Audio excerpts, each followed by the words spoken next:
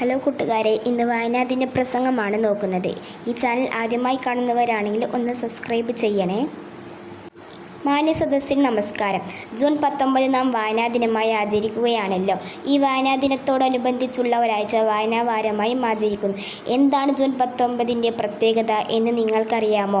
അക്ഷരത്തിൻ്റെയും വായനയുടെയും ലോകത്തേക്ക് മലയാളിയെ കൈപിടിച്ചു നടത്തിയ ഒരാളുണ്ടായിരുന്നു, PN പണിക്കർ. അദ്ദേഹത്തിൻ്റെ ചരമദിനമാണ് ജൂൺ 19. 1995 ജൂൺ 19 അന്തരിച്ച അദ്ദേഹത്തോടുള്ള ആദരസൂചകമായാണ് ഈ ദിനം വായനാദിനമായി ആചരിക്കുന്നത്. 1909 ആലപ്പുഴ ജില്ലയിലെ നീലംപേരൂരിൽ ജനിച്ച അദ്ദേഹം ഗ്രന്ഥശാല പ്രസ്ഥാനം, സാക്ഷരതാ പ്രവർത്തനം, കാൻഫൈഡ് എന്നിവയിലൂടെ കേരളത്തിൻ്റെ സാംസ്കാരിക ചരിത്രം ആകെ മാറ്റിമറിച്ച് നമ്മെ അറിവിൻ്റെയും വിജ്ഞാനത്തിൻ്റെയും ലോകത്തേക്ക് കൈപിടിച്ചുയർത്തുകയായിരുന്നു.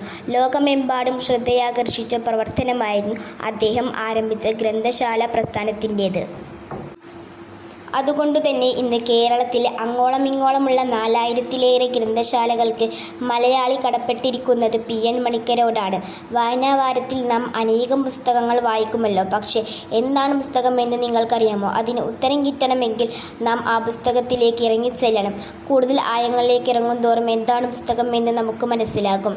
ഏത് ഇരുട്ടുമൂലയിലും കയറിച്ചെന്ന് വിജ്ഞാനത്തിൻ്റെ വെളിച്ചം പകരാൻ കഴിവുള്ള മൂർച്ചയേറിയ ആയുധമാണ് പുസ്തകം. അറിവില്ലാത്തവൻ അറിവ് പകർന്നു നൽകി പുത്തൻമാറ്റത്തിൻ്റെ ശംഖോലി മുഴക്കുന്ന മറ്റൊരു നീതിശാസ്ത്രം, അതാണ് പുസ്തകം. പക്ഷേ ഈ പുസ്തകം പിറവിയെടുക്കുന്നത് എങ്ങനെയെന്നുകൂടി മനസ്സിലാക്കണം. എഴുത്തുകാരൻ്റെ അനുഭവങ്ങളുടെ തീച്ചുളയിലിട്ട് ഊതിപ്പഴുപ്പിച്ചെടുക്കുന്ന വാക്കുകൾ അവൻ്റെ സർഗവാസനയിൽ ഉരച്ച് മൂർച്ച കൂട്ടി മുത്തുകൾ പോലെ ഒരു ചരട്ടിൽ കോർത്തിണക്കുമ്പോഴാണ് പുസ്തകം ഉണ്ടാകുന്നത്. ഇങ്ങനെ പിറന്നു വീഴുന്ന പുസ്തകങ്ങളാണ് നമുക്ക് അറിവും വെളിച്ചവും പകരുന്നത്.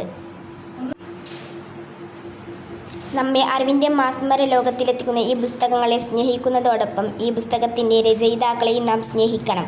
പുസ്തകങ്ങളെ നമ്മുടെ കൂട്ടുകാരായി കാണണം. അപ്പോൾ ഈ വായനാവാരത്തിൽ എനിക്ക് നൽകാനുള്ളത് ആ ഒരു സന്ദേശം തന്നെയാണ്. 1970 കാസർഗോഡ് മുതൽ പാറശാല വരെ മുഴങ്ങിക്കേട്ട ആ സന്ദേശം. വായിച്ചു വളരുക, ചിന്തിച്ചു വിവേകം നേടുക. നന്ദി, നമസ്കാരം.